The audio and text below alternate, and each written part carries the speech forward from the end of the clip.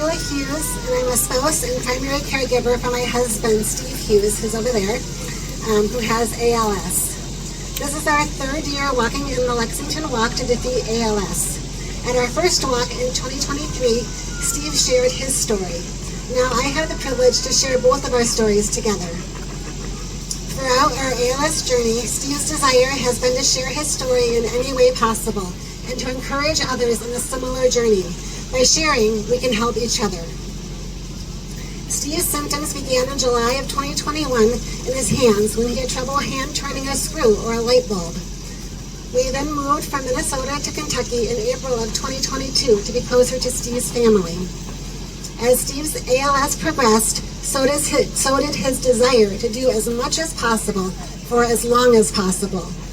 Steve researched and tried finger splints and a special computer mouse and all of the other equipment to be able to continue typing until his hands and arms completely stopped working.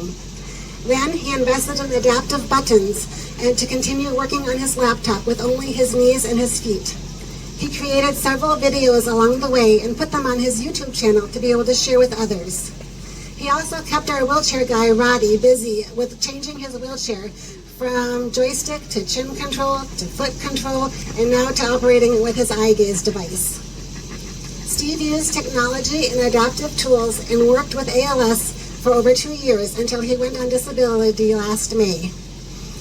This past year, he spent 32 consecutive days in the hospital in January and February with pneumonia and other complications, which resulted in him getting a tracheotomy. While he can no longer type, walk, or talk, he still uses his eye gaze to play board games on his computer with each of our kids, and he plays card games with me at home on his computer. I'm so thankful for the advances in technology that has allowed Steve to continue living, even with ALS. And I'm thankful for the research that comes from walks like this one that helps make life with ALS slightly better. However, as you know, life with ALS isn't easy. And we've had our share of tears over dreams lost and frustrations with each ability loss. We've had several 911 calls and hospital stays too. It's during those times that we ask our Alexa to read from our Bible app, and we sit and listen to the Psalms together. Psalm 23 says, "Even though I walk through the valley of the shadow of death, I will fear no evil, for you are with me." Psalm 27 and 91 have also been helpful in our scary moments. Another favorite chapter to listen to is Philippians 4. In verse 7 it says, "And the peace of God, which surpasses all understanding, will guard your hearts and your minds in Christ Jesus." We don't understand the why, but we know that God is still good, and He provides the peace in the middle of the storm. He doesn't remove the storm, but He is there with us as we go through the tough times. As a caregiver, it is often overwhelming to remember everything and to take on new roles with household duties, finances, and all of the physical requirements to care for our pals, our person with ALS. It is hard to watch someone we love continue to lose everything. It is both physically and emotionally exhausting. I definitely have had my days of complaining. During those times, I try to think about something lovely or beautiful or something that brings joy. I am thankful for the family and friends that have stood by us through this journey.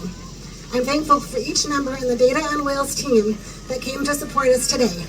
Our church family, neighbors, friends from near and far, and our family members.